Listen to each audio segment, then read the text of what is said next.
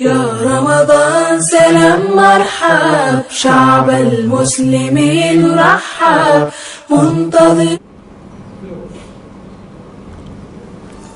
الحمد لله والثناء لله والصلاة والسلام على رسول الله وعلى آله وأصحابه ومن والاه وسلم تسليما كثيرا. أما بعد، ودروستي رمضان qaybtii waliba fiqiga iyo axkaamta ama nidaamka uu soomku u baahan yahay ee uu ku ansaxayo ee sharcigu u dhigay. waxaynu xusaynaa 4 kelmadood halkan. arinta horeysa waxa weeye tiirarka uu ku taagan yahay soomku ee lagama maarmaanka u ah haddii mid ka mida laga tago uu burayo. arrinka labaadna waxa weeye shuruudaha uu u baahan yahay soomka waajibka shuruudihiisa, iyo arrinta saddexaad oo sunnayaashiisa, iyo arrinka afraad oo ah asraartiisa ama faa'iidooyinka ku jira iyo xigmadaha.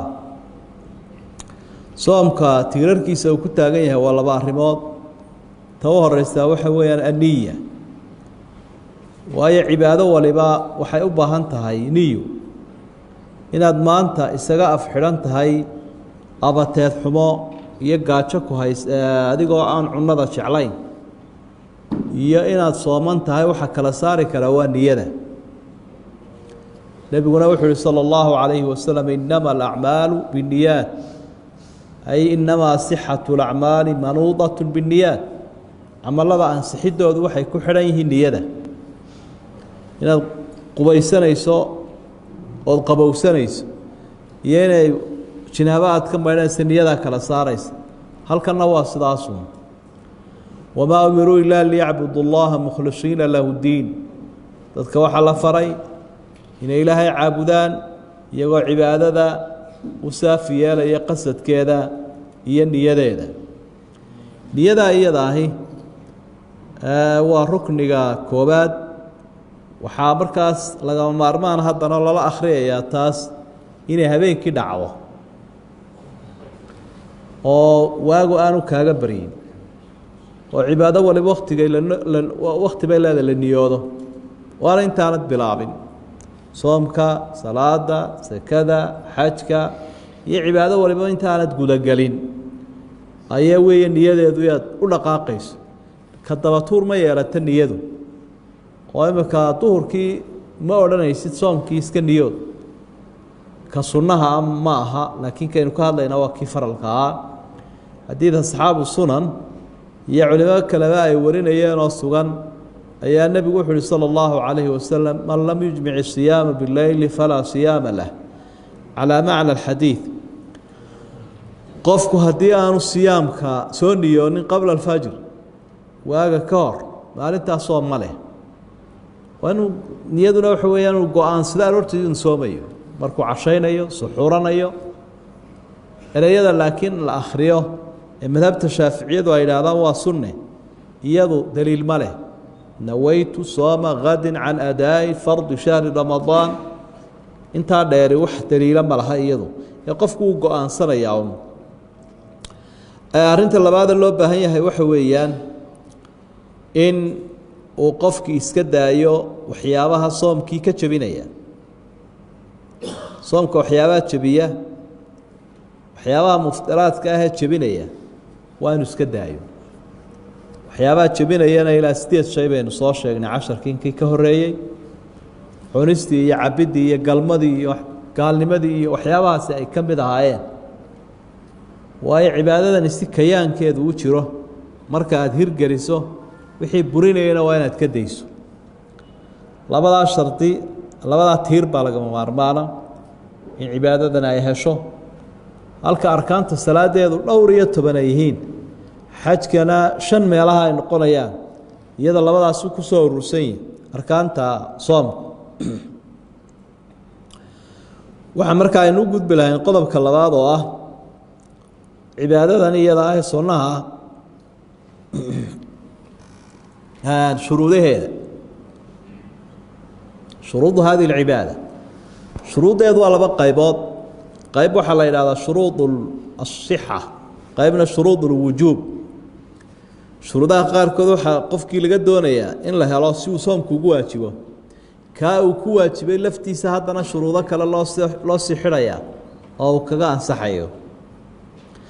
qofka soomku uu ku waajibaya waa qof muslima oo miyir qaba oo qaangaadha oo aan musaafir ahayn reerkiisii ku negi caafimaad qaba sidoo kale daahir ah oo waxaynu uga jeednaa daahirka ruuxii dumarka ahayd dee waa inaan dhiiggii caadada iyo kii dhalmada aanay lahayn waa qof muslim ahoo qaangaadh ah oo miyir qaba oo caafimaad qaba oo reerkiisii joogoon musaafir ahayn daahirna ah waa 6 shardi 6daa marka la helo waa lagu yeesho soomka hadduu ka tagana waa aafim ama dembiile oo dee qof arkaan islaamkii mid ka mida ka tega weeye shuruudaha uu ku ansaxayo waxaa jira qof aanu ku waajibin laakiin uu ka ansaxayo iyo qof laga maarmaanay u tahay markuu ka ansaxayo inuu la yimaado shuruudaha laga yaqaano shuruudu sixa waa qofku inuu muslim yahay hadduu gaal yahay kama ansaxayo xataa hadduu soomo qofku waanu caaqil yahay mid miyir qaba hadduu waalan yahay xataa hadduu soomo kama ansaxayo qofku waanu daahir yahay haddaanu daahir ahaynoo ruuxa dumarkii caadada iyo dhiiggii ay leedahay xataa hadday soonto kama ansaxayo marka shuruudihii baa sii kala hadhan shardiga afraada lagu dari karaa waxa weeye inuu mukhtaar yahay qof isagu doortay oo haddii la qasbo xoog intoo lagu qasbo la idhaha soon dee waxba kama ansaxayaan marka afartaa shardi waxa weeyaan dhinacna waxay ka raacsan yihiin shuruudihii waajibnimada dhinacna shuruudihii ansixidda ayay noqonayaan halkaa 2 qodob baynu ku dhaafnay qodobka saddexaad ee axkaamta ka mid waxa weeyaan si cibaadadeennan midhaheedu ay u bataan ama tayadeedu ay wanaagsanaato ajrigeedu u bato waxa laga maarmaana sunnayaashu waa ilaa 10 arrimood soo socda waxaa ka mid ah inuu qofku suxuurto oo haddii aanu suxuuranin soomkiisu waxba noqon maayo laakiin ajrigiisaa ku badanaya siduu nebigu faray sala allahu calayhi wasalam tasaxaruu fa ina fi suxuuri baraka suxuurta buu nebigu uhi baraka ku jirta baraka dhinaca diinta ah iyo baraka aynu taabanayno oo dee qofkii tamarta uu helaya ah sunnaha labaad waxay suxuurta qudhigeeda inaynu dib dhigno oo xagga waaga lagu dhoweeyo sida uu tilmaamaya xadiidka saxiixa ah ee zayd ibnu haabit uu warinayo ee uu leeyahy nebigaanu la suxuuranay markii aanu suxuurnay yar kadibna waxaan u kacnayba salaadii subax intee u dhaxaysay markii la weydiiyeyna 50 aayadood qadar lagu qiyaasi karaa u dhaxeeyey buu waa wax aan 10 meerar 15 meerar meelahaas u dhaxeeyey markaas suxuurta dhibka jira waxa weeye haddii hore loo suxuurto qofku inuu seexdaa laga yaabo salaadii subax dhaafto sida dadka qaarkood ay sameeyaan mana laha wax farqiya bisha 15 hore iyo 15 dambe siday dadkeenu yiraahdaan 15 horena waaga horaa loo suxuurtaa 15 dambena waaga la iska ilaaliyaa marka labada jeerba waa in la dib dhigo aadaabta waxaa ka mid a sunnayaasha aan idhaahdo ka saddexaad waa in afurka laftiisa la dedejiyo rasuulku wuxuu uhi sala allahu calayhi wasalam laa yazaalu nnaasu bikhayrin ma cajalu lfitr dadku khayr bay ku sugnaanayaanoo sunnihii iyo hadyigii wanaagsanaa sidii bay ugu taagan yihin iyagoo nebi maxamed kaga dayanaya intay afurka dedejinayaan qoraxdu ma dhacaysee way wareegaysaae markay adiga kaa libidhuunbaad afuraysa markay innaga inaga qarsoonto ee aan wax gidaari ku gudbanayn kolkaasaad afurka dedejinaysa sunnahaa sidaa ku jira sunnaha shanaad waxa weeye timir in lagu afuro inaguma helayne weliba nebigu wuxuu ku afuri jiray rudabaad qaybta rudabka la idhaa waa timirta cusub ee markaa wanaagsan taa haddaan la haynina timirta kalea lagu afuraya waayo wax fara badan bay jidhka caafimaadkiisa qayb ka tahay iyo caafimaadka jidhkiiyo ruuxda labadaba way faa'iideynaysaa timirtu waa haddii aanu qofku dee cudur qabin uu ku dhib mudanayo waa sunnihii nebiga calayhi salaatu wasalaam sunnaha lixaad waxa weeye iftaaru saa'imiin qofba wuxuu heli karayo dadka sooman inuu ku afuriyo oo aanad keligaa un afurin ama aanad dadka afuru doonanin haddaad heli karayso waa inaad adigu dadka isku daydaa inaad afurkooda ka qayb qaadato waxaad ku afurinaysaa ayaanu badnaaninba nebigu sala allahu calayhi wasalam wuxuu uhi qof sooman qofka afuriyaa ajrigiisi in la eg buu leeyahy xabad saambuuse haddaad siiso koob sharaaba siiso wax kastood siisaba qofka ku dadaal inaad ka gaadhsiiso inaad la hesho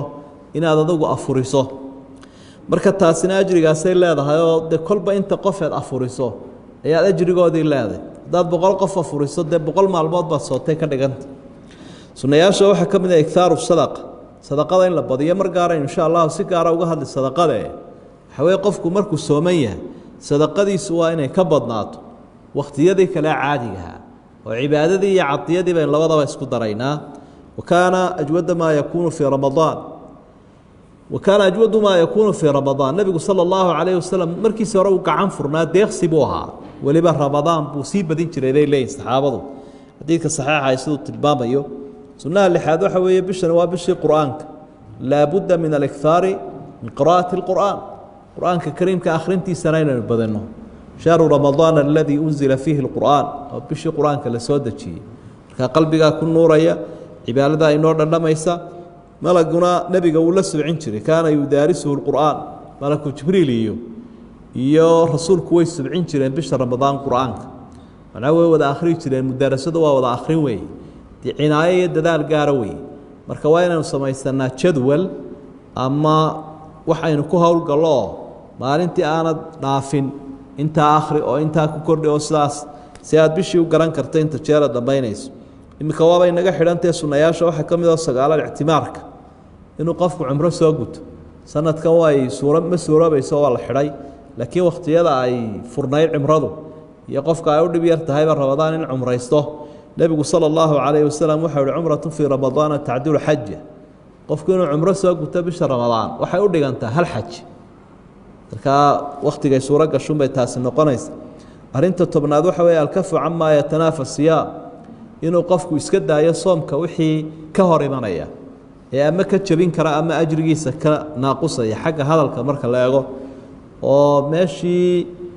dad intood ugu tagta hadalkeedu uu badan yahay ama xanteeda ama dembigeeda ee hadal xumo badan ay kaa soo dhacdhacayso inaad weydaaratood iska daysaa kuu fiican hadallada qaarkiina horeyn u soo sheegnay inay burinba karaanba soomkii sida ereygii gaalnimada ahaa oo kale iyo diincaygii iyo ilahcaygii iyo waa hadal laakiin waa hadal burinaya soomkii hadalkaa gaalnimadaa wixii ka soo hadhayna ajrigii buu yaraynaya waxaynu inta ay uga sii gudbi lahaynoo qodobka afraad uu noqonaya asraaru siyaam cibaadadan soomka la idhaahdo xikmadaha ku jira ama midhaha ama faa'iidada ee ku jira ee ku dahsoon ama qofku ay tahay inuu ku baraarugsanaado iyo xikmadda loo jideeyey waxaa ka mid a waa sabab min asbaabi taqwa sababaha keena wey alla kacabsiga inaad alla kacabsi heshaana wax sahlan maaha waa gobonnimada iyo laandheeranimada uu qofku helo ilaahay agtiisa lacalakum tattaquun baa ilaahay uu ku cileeyey markuu soomka iyo waajibnimadiisii ka soo hadlay wuxuu ku gebagabeeyey aayadda ah in alla kacabsi laga helayo oo sababta laydin faray waxa weye lacalakum tattaquun si ay ilaahay uga cabsataan waxa labaadoo xikmadihiisa ka mida yudaribu aliraada qofka go-aankiisu carbiyaa oo adiga oo naftaadu ay doonayso hamadaadii iyo cunadaadii iyo wixii ay u baahnayd haddaad u samayso biriig joojiya dee go-aan baad leedahay bay ka dhiganta qofkuna hadduu go-aan leeyahay waa qofku xisaabtan leh oo wanaagsan oo diin iyo dunyaba qiimo leh qof aan go-aan lahayn oo naftiisu ay hogaaminayso ayaa xun yadacu dacaamahu wa sharaabahu wa shahwatahu min ajli xadiisulqudsiga waxaa ku jiray sheegaya inuu ilaahay si gaara u abaalmarinayo qofkan sooman aakhiro dee wuxuu u baahnaa cunadiisii iyo cabiddiisii iyo hamadiisii wuxuu uga tegey aniga daraadday buu ilaahay marka waa qof go-aan leh waxa saddexaadoo asraarta ka mida waa ishcaarun linicmat illaah ilaahay nicmooyinkuu ku siibaa dareemaysa bal galabtii u fiirso cunadu macaanka iyo dhadhankay leedahay waxa marka loo baahdo unbaa la gartaa un wanaaguu leeyahy qofkii 4 jeer maalintii wax iska cunayay nicmada ilaahay aada umuu dareemayn laakiin markaad gaajooto ee sharaabka iyo cunadii iyo cabitaanka macaankooda aad aragto waxa odhanaysa war wuxuu wanaagsan ayaa ku siiyey ilaahay allah markaa ilaahay baad u mahadnaqaysaa lianna shaya yucrafu bildid baa la ydhaha shayga cagsigiisaa lagu gartaa markaa cunada macaankeeda waxaa lagu garan karaa cuno la-aantaoo gaajada ah waxa weeyaan waa sabab liqabuuli ducaa cibaadadan soomku waa sababaha lagu aqbalo ducada oo nebigu wuxuu inoo sheegay sala allahu calayh wasalam halaathu dacawaatin laa turad saddex baryo lama soo celiyo waxaa ka mid ahaa dacwatu saa'im qofka sooman rabbi berigiisa marka ha ilaawina howlahaad qabanayso maalinta soomka waxaa ka mida ducada waa sababun lisixati alabdaan jidhka ayaa ku caafimaada dad badanoo xanuunsanayaa markay soomaan bay ladnaadaan bal waxaynu arkaynaa gaalada oo casrigan aynu joogno odhanaya dadka qaarkood markay caafimaadkooda kala talinayaan 8 saacadood soon si cunnadu ay jidhkaaga uga baxdo calooshaada ama jidhkaagu oo had iyo jeer isu safeeyo marka waxyaabo badan baa lagu daweeyaa uu ka mid yahay cudurkan dhiigkarka la yidhaah macaanka iyo cayilka sunta jidhka had iyo jeer gasha duhniyaadka iyo waxaan la yidhaha kolestaroolka qalaqa iyo deganaansho la-aanta iyo suu-ul hadmi dheefshiidkoo xumaada iyo idmaanka waxa la yidhaahdo idmaanku waa walafka qofka had iyo jeer balwadaha laasima daroogooyinka ama jaadka sigaarka waxyaabaha lagu daaweeye soomkaa ka mid a ee ummadaha shisheeyaba ay ku daweeyaan marka caafimaadkii ruuxda oo keliya ma xambaarsana soomku caafimaadka jidhkana waa la ogaaday oo sidaas uu xambaarsan yahay waa sababun liraxmati lmasaakiin masaakiinta in loo naxariistuu sabab u yahay oo siraha ku jiray ka mid tahay oo qofku had iyo jeer wuxuu arkayaa qofkan baahanee gaajaysnaa dhibaatada haysa markaa wuxuu leeyahay adigu bishan aad xamili weyday ama maalintanoo qura gaajo eh balka sanadkaba gaajaysnaa talo muxuu ku nool yahay wallaahi in loo gurmadaabuu mudan yahay markuu masaakiintii la gaajoodo ayuu qofkii iyagii u dabcayaa oo deeqsi uu noqonayaa